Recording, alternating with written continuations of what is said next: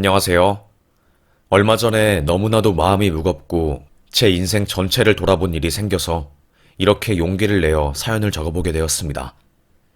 저는 IT 회사를 운영 중인 남편과 결혼 후 아들 한 명을 낳아 잘 살고 있었던 여자였어요. 저의 과거는 굉장히 파란만장하고 남들은 쉽게 겪지 못할 그런 과거를 가지고 있었어요. 사실 우리 어머니는 술집에서 일을 하는 직업 여성이었습니다. 어릴 때부터 가정 환경이 불우한 저는 소아 우울증을 앓고 있을 정도로 정신이 불안정한 상태였어요. 그도 그럴 것이 그 어린 아이의 보금자리에 남자들이 쉴 새 없이 들어왔다가 나가니까 저는 혼란스러웠던 거였지요. 엄마, 나는 왜 아빠가 없어? 그리고 맨날 우리 집에 오는 저 남자들은 도대체 누구인 거야? 저 아저씨들 그냥 안 오게 하면 안 돼? 나 저 아저씨들 무섭단 말이야. 너는 참 엄마 말을 왜 이렇게 안 듣니? 저 아저씨들 덕분에 네가 먹고 사는 거야.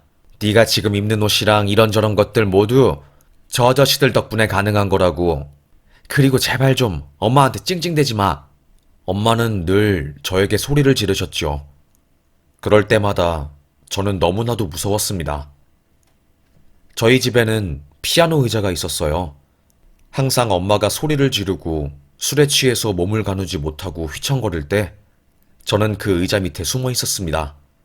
그곳이 제가 마음을 놓고 쉴 수 있는 유일한 곳이었거든요. 한숨을 크게 쉰 저는 나는 언제까지 이렇게 살아야 하는 것일까? 내 인생은 왜 이렇게 힘들기만 해야 할까? 그냥 죽고 싶다. 어릴 때부터 저는 이런 끔찍한 생각을 하였습니다. 그러다가 세월이 흘러서 제가 초등학생이 되었을 때, 전 엄마의 품을 벗어날 수 있었어요. 왜냐하면 엄마는 저를 버렸기 때문입니다.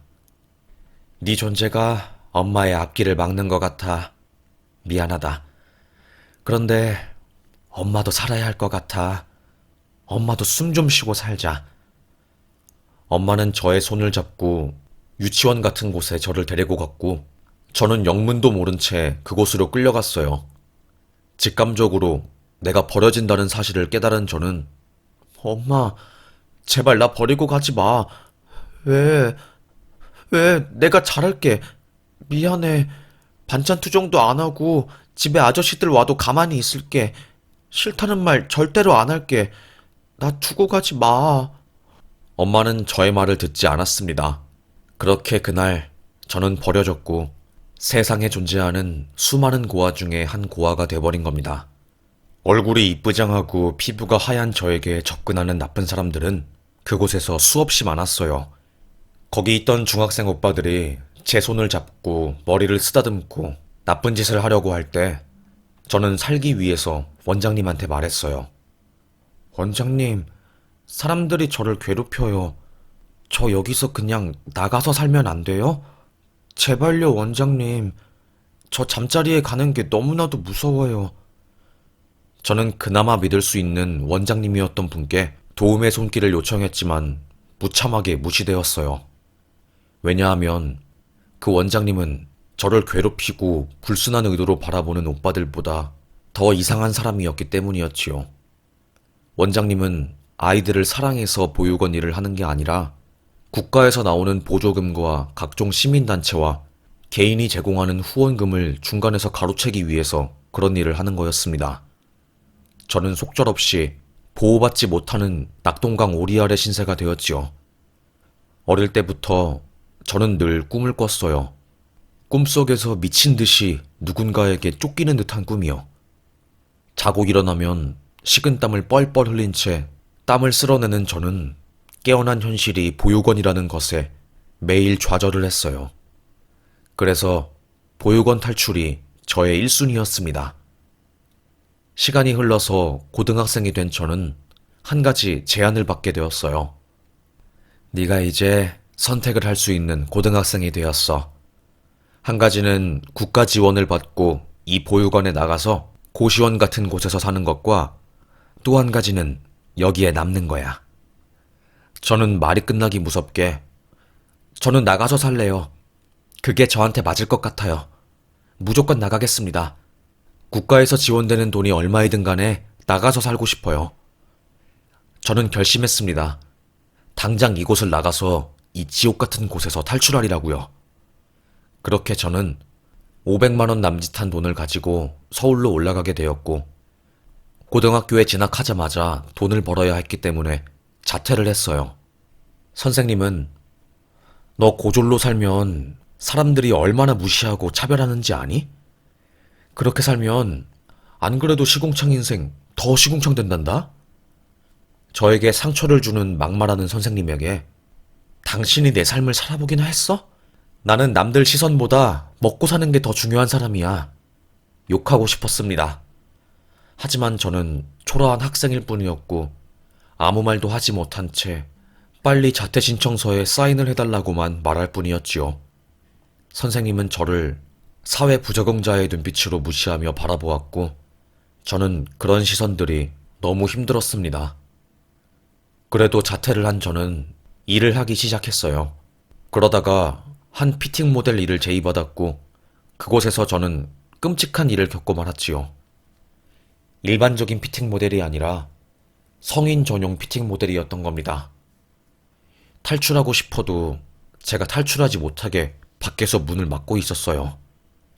그렇게 저는 원하지 않게 그쪽 업계에 발을 담그게 되었고 빼도 박도 못한 채로 그 일을 계속할 수밖에 없었습니다. 그때 찍었던 사진들 때문에 저는 중간에 발을 빼지도 못하고 계속 일을 할 수밖에 없었습니다. 몸과 마음이 모두 너덜너덜해진 저는 결국 그곳에서 나와서 바에서 일을 하게 되었어요. 제가 일하는 바에 늘 단골 손님으로 오시던 분이 저에게 수진 씨는 굉장히 이쁘고 아름다운데 뭔가 눈가에 말로 표현할 수 없는 슬픔이 있어요. 그 슬픔이 뭔지 물어봐도 될까요? 저는 저의 슬프고 우울한 속마음을 눈치챈 그 손님이 신기했고 용기를 내어서 저의 이야기를 말해주었습니다. 그 손님은 진심으로 눈물을 흘리면서 저의 이야기를 들어주었고 저는 그 손님과 그날 이후로 가깝게 지내게 되었습니다. 서로의 이야기를 하면서 저희 둘은 말로 표현할 수 없는 교감을 나누었습니다. 그 남자는 저에게 수진 씨, 나 수진 씨가 정말 좋은 사람이라는 거 알 수 있어요. 수진 씨의 과거 내가 다 안아줄 수 있어요. 수진 씨를 위해서 나 최선을 다해볼게요. 우리 함께 미래를 계획해봐요. 그 남자는 저에게 청혼을 했습니다. 저는 놀랐지요. 정말요? 너무나도 가진 것 없고 초라한 제가 괜찮나요? 이런 저도 좋으세요? 정말 진심이에요? 저는 순수하고 바보 같아서 그쪽이 하는 말을 그냥 그대로 믿는단 말이에요. 저한테 지금 농담하시는 거 아니죠? 정말이죠? 그 남자는 고개를 끄덕이면서 씩 웃었고 당연하죠, 수진 씨. 나 장난치는 거 아니에요. 저도 힘들게 살아왔어요. 제가 비록 수진 씨의 상황을 100% 이해하진 못할 수 있지만 그래도 동질감을 느꼈고 그런 수진 씨를 제가 품어주고 싶어요. 저는 그 남자의 말에 감동받았고 저희는 결혼하게 되었어요. 그때 그 남자는 대기업을 다니고 있었고 그 남자의 도움 덕분에 저는 방송통신대학교에 들어가서 사이버 강의를 들으며 학사학위를 따게 되었습니다.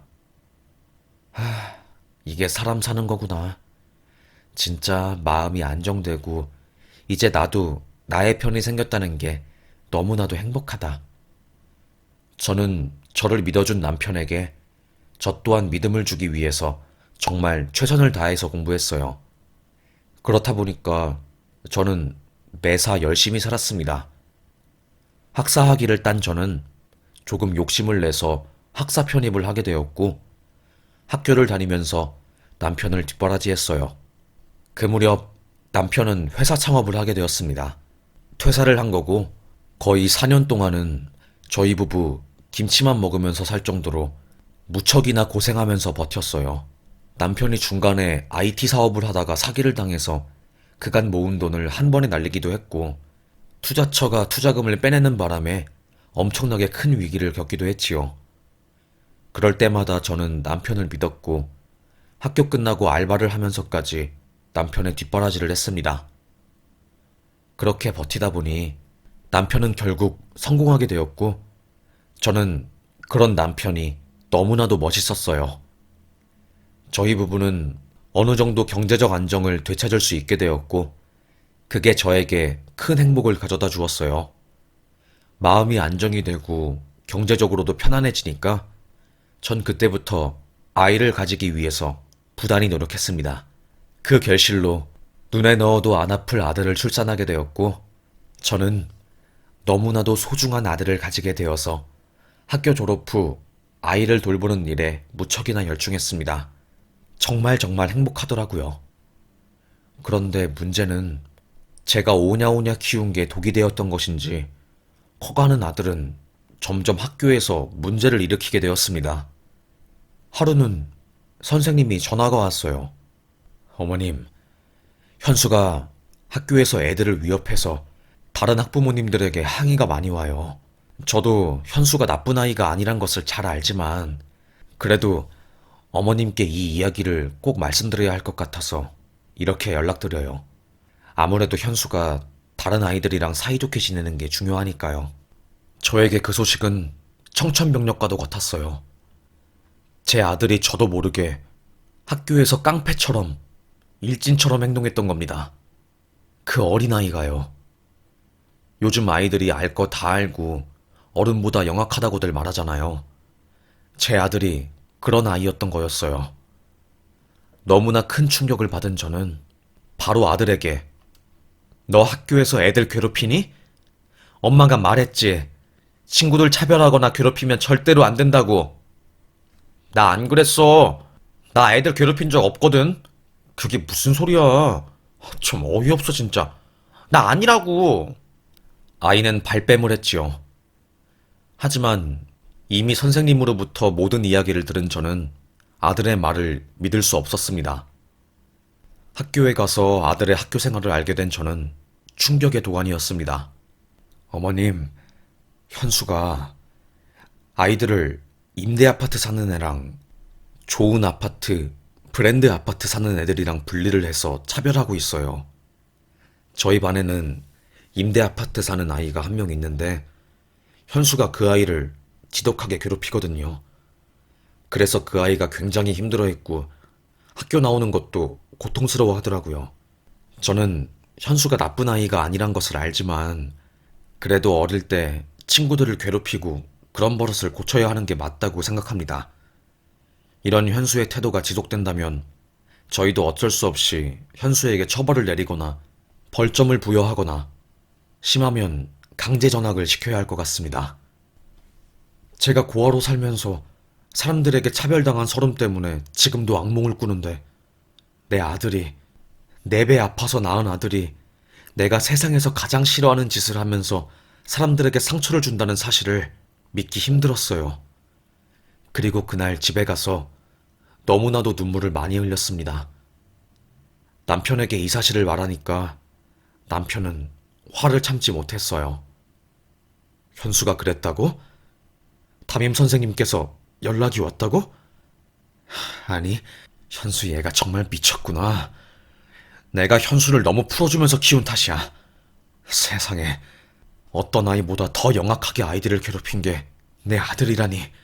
남편은 훈육을 하기 위해서 아이를 불렀습니다. 그리고 회초리를 가져와서 현수를 엄하게 혼내었어요. 현수는 엉엉 울면서 다시는 안 그럴게요. 죄송합니다. 그 친구한테도 사과할게요. 제발요. 아빠, 저 종아리 아파요. 죄송해요, 진짜로요. 아들은 엉엉 울었고 속상한 저희 부부도 아들 몰래 눈물을 훔쳤습니다. 저희가 엄하게 교육을 한 뒤에 아들은 더 이상 친구들을 괴롭히거나 그런 짓을 하지 않는 것 같았어요. 선생님에게 연락이 안 오는 것 보니 저는 속으로 그래도 엄하게 혼을 내니까 아들이 더 이상 친구들을 괴롭히지 않는 모양이야. 정말 정말 다행이야. 생각했습니다. 그렇게 평화로운 나날들이 지속되었어요. 저도 더 이상 아들 학교 생활에 대해서 걱정하지 않았고요. 그런데 그렇게 안심을 하고 있었을 때 저에게 충격적인 일이 생기게 되었습니다.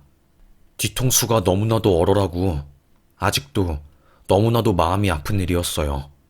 아파트를 걸어가고 있는 저는 놀이터 쪽에서 한 아이들이 무리를 지어서 누군가에게 욕을 하는 모습을 보고야 말았습니다.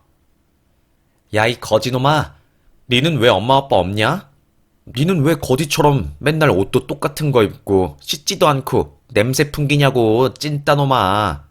나 엄마 아빠 하늘에 있어. 그리고 내가 옷을 맨날 하나 입든 두 개 입든 니네들이 뭔 상관인데? 왜 나한테 뭐라고 하는 건데? 제발 나 좀 그만 괴롭혀. 내가 너네들한테 도대체 뭔 잘못을 그렇게 했는데? 내가 너네들한테 피해준 거 있어? 조용히 살고 있는 나를 왜 그렇게 괴롭히지 못해서 안달이야. 나를 좀 가만히 냅둬. 이 녀석이 진짜?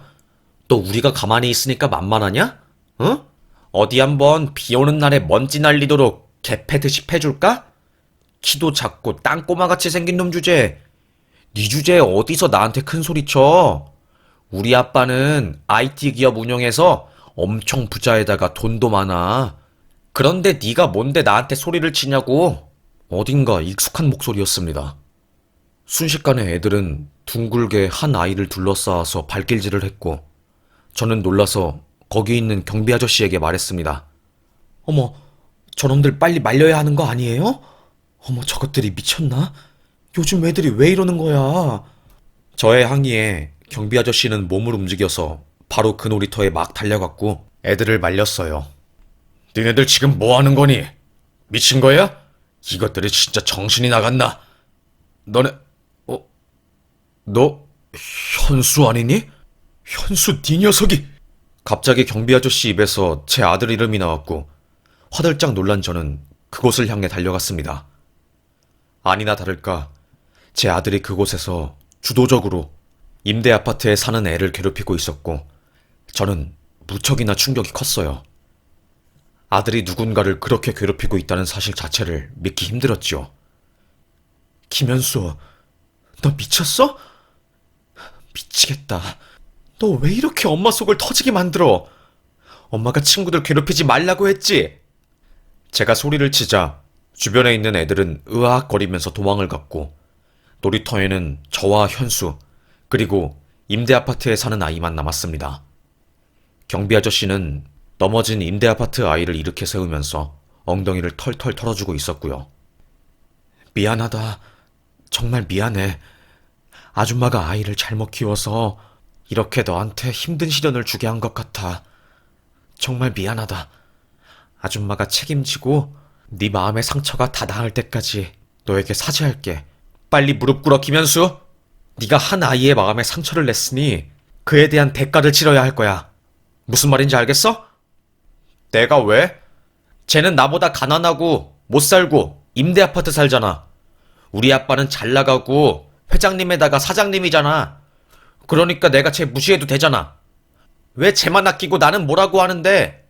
정말 미친 사람처럼 소리를 지르는 제 아들의 목소리에 저는 귀가 빨개질 정도로 창피스러웠습니다.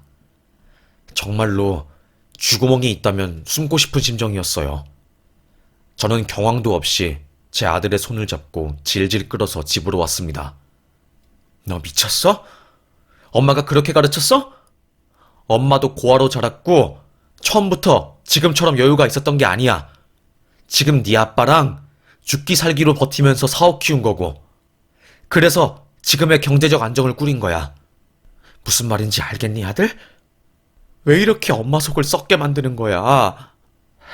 정말 아들아, 엄마가 그렇게 가르친 것도 아니잖니.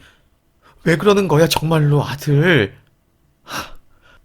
저는 단순히 저의 훈육에 아들의 인성이 고쳐질 거라고 생각하지 않았습니다.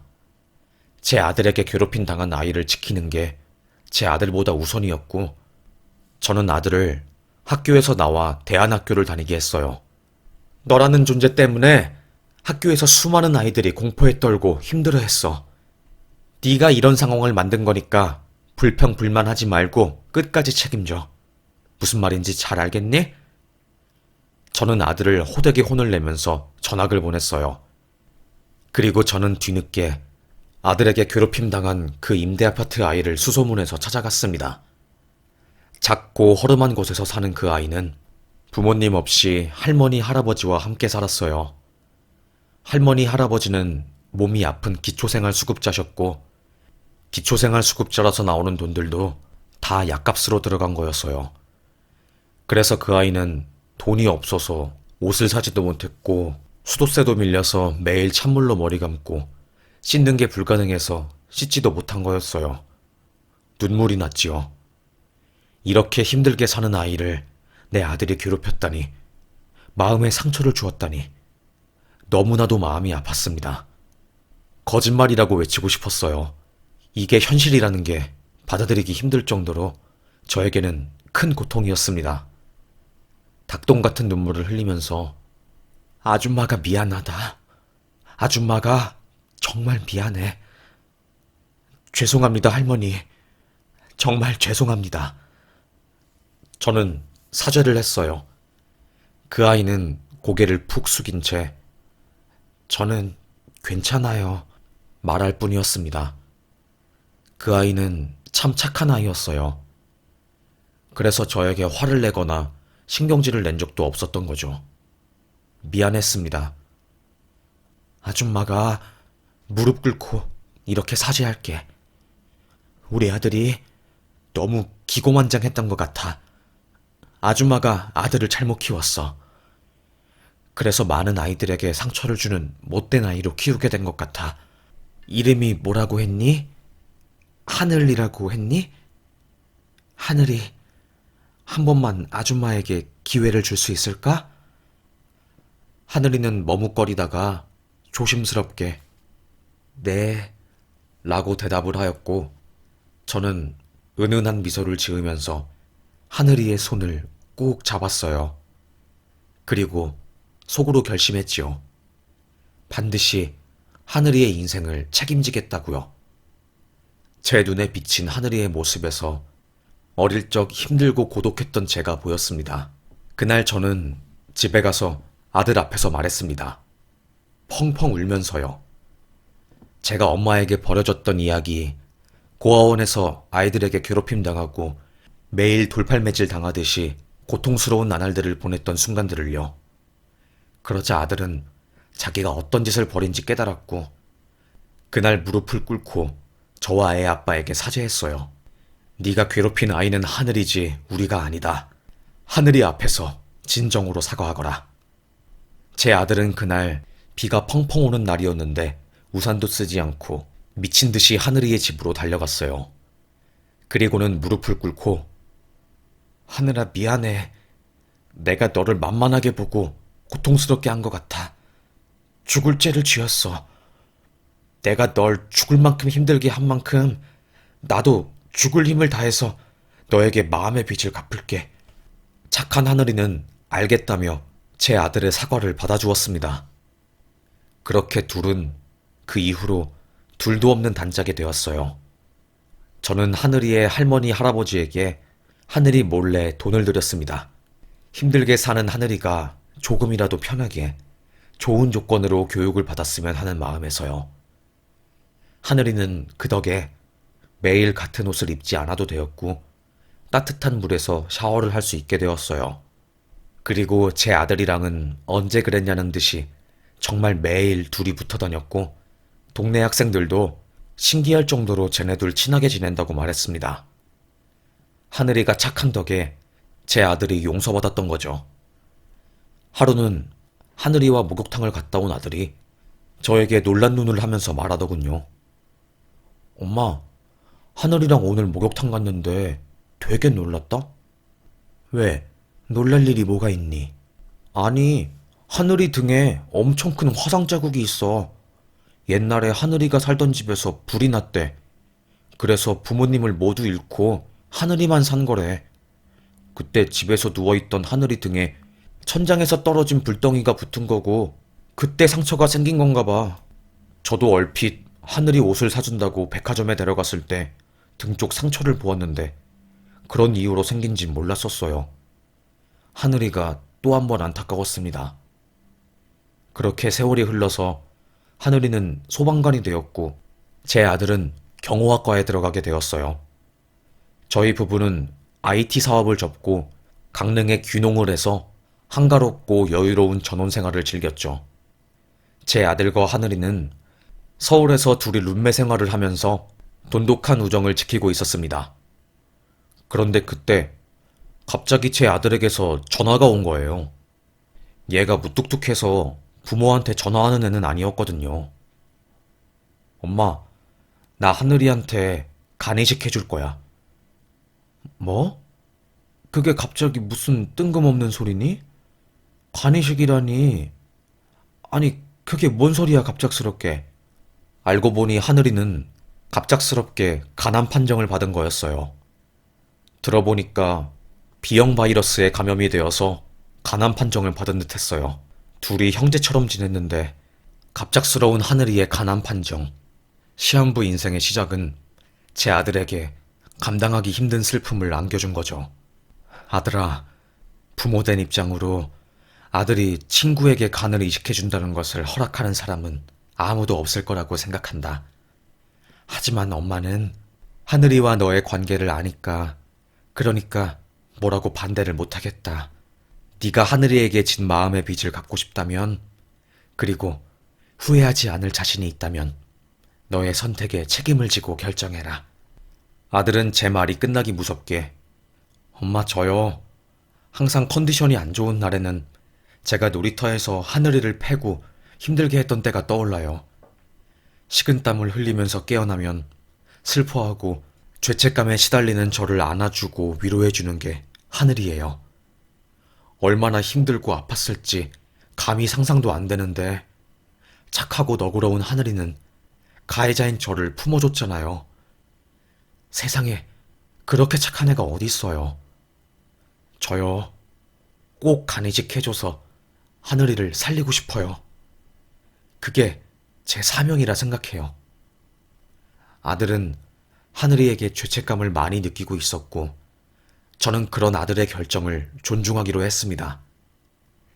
결국 아들은 하늘이에게 간이식을 해주었어요.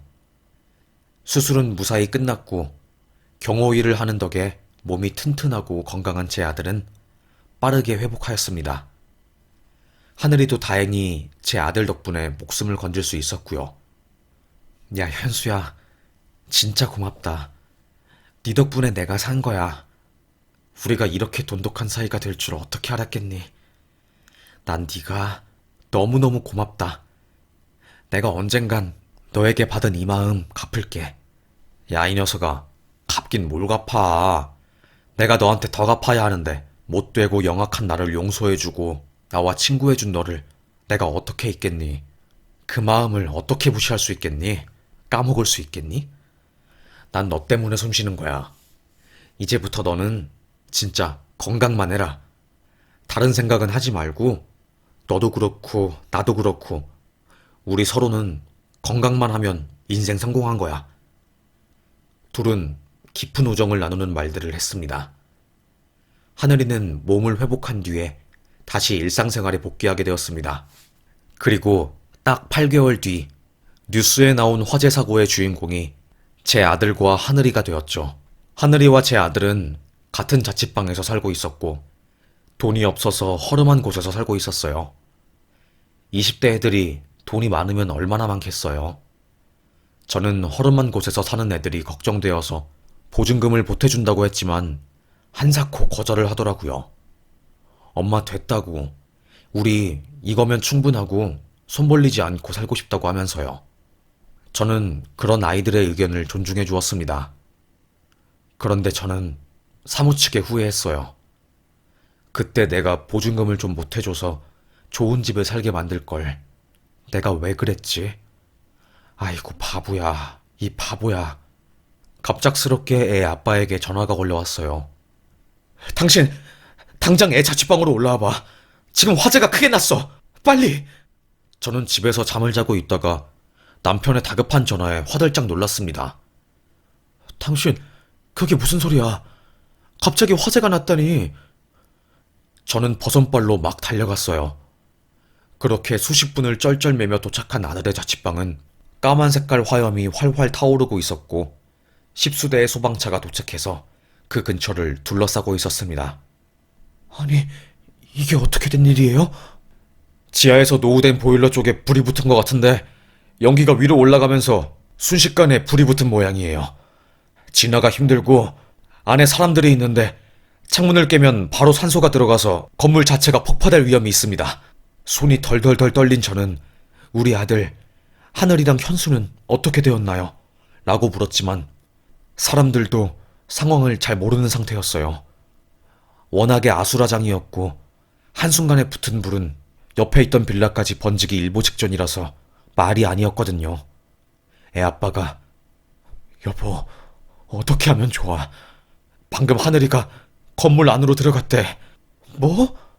이 화염 속으로 하늘이가 들어갔다고? 애를 왜 안 말려? 나도 여기 도착해서 알았어. 하늘이가 여기 구역 소방관이라서 뒤늦게 상황을 듣고 출동해서 들어간 모양이야.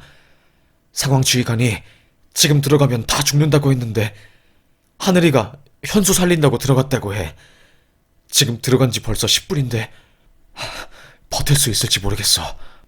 하늘이는 제 아들 현수가 집에서 자고 있다는 것을 알고 있었고 계속 그대로 둔다면 유독가스를 마시고 쓰러질 게 뻔하니 제 아들을, 자기 친구를 포기할 수 없어서 그 불길을 뚫고 들어간 거였어요. 저는 정말 아무것도 할 수 없는 무력함에 충격을 받았고 저도 모르게 다리에 힘이 풀렸습니다. 종교를 가지지 않고 있었던 제가 그때만큼은 얼마나 하늘에 대고 소원을 빌었는지 몰라요. 제발, 제발, 하느님, 부처님, 우리 아이를 좀 살려주세요. 우리 아이를 살려주세요. 제발요. 우리 아이들, 하늘이랑 현수, 둘 다 살아 돌아오게 해주세요. 그 지역의 소방관들이 총출동했고 화염을 진정시킬 수 있는 방법을 총동원하고 동네가 난리가 났습니다. 시간이 지체되고 검은 색깔 화염이 올라올수록 저는 점점 더 애가 탔지요. 화염이 조금 가라앉았을 때 소방관 2명이 건물 안으로 투입되어서 남은 생존자들을 찾으러 들어갔어요. 제발, 우리 현수랑 하늘이, 제발. 너무나도 걱정되는 마음에 발을 동동 구르고 있을 때 갑자기 사람들의 목소리가 들렸습니다. 우와 하는 소리가 들렸어요. 놀란 저는 건물 입구 쪽을 고개를 돌려서 보았고 그때 소방대원 2명의 손에 이끌려 유독가스를 마셔 정신을 잃기 직전인 제 아들 현수가 보였습니다. 저는 현수한테 달려갔고 하늘이는 하고 물었어요. 현수는 안에 있어. 안에 사람이 1명 더 있어서 그 사람 구한다고 3층으로 올라갔어. 하늘이 희미하게 하늘의 이름을 외친 제 아들은 그대로 쓰러졌습니다. 병원에 실려갔고 소방대원들은 남은 건물의 화재를 진압하기 위해서 밖에서 계속 물대포를 쏘았어요. 제 남편이 아들 병원을 따라갔고 저는 그 건물 밖을 계속해서 지키고 있었습니다. 화염은 쉽사리 가라앉지 않았고 수시간이 지나서야 사람들이 안으로 들어갈 수 있었어요. 그때 건물 안에 들어간 소방대원들이 소방관 옷을 입고 있는 한 남자를 데리고 나왔고 그 남자를 바닥에 쓰러뜨렸어요. 숨이 붙어있는지를 확인했지만 숨은 끊겨 있었고 얼굴은 새카맣게 타서 신원을 알아보기 힘들었지요. 병원에 시신을 데리고 갔고 저는 아들의 병원을 따라가게 되었습니다.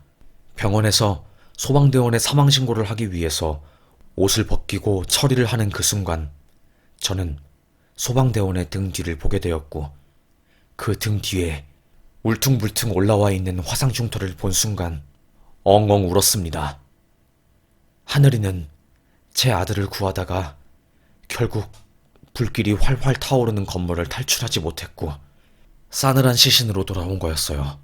제 아들은 하늘이의 소식을 듣고 숨 넘어갈 듯이 울면서 하늘이가 숨 막혀서 죽을 뻔한 내게 쓰러지기 직전인 내 앞에 나타나서 나를 일진까지 부축해줬어.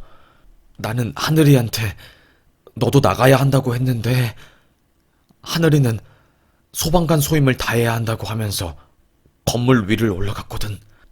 하늘이가 마지막으로 내게 그랬는데 너 간이식 덕분에 내가 지금 살아 숨쉬는 거라고.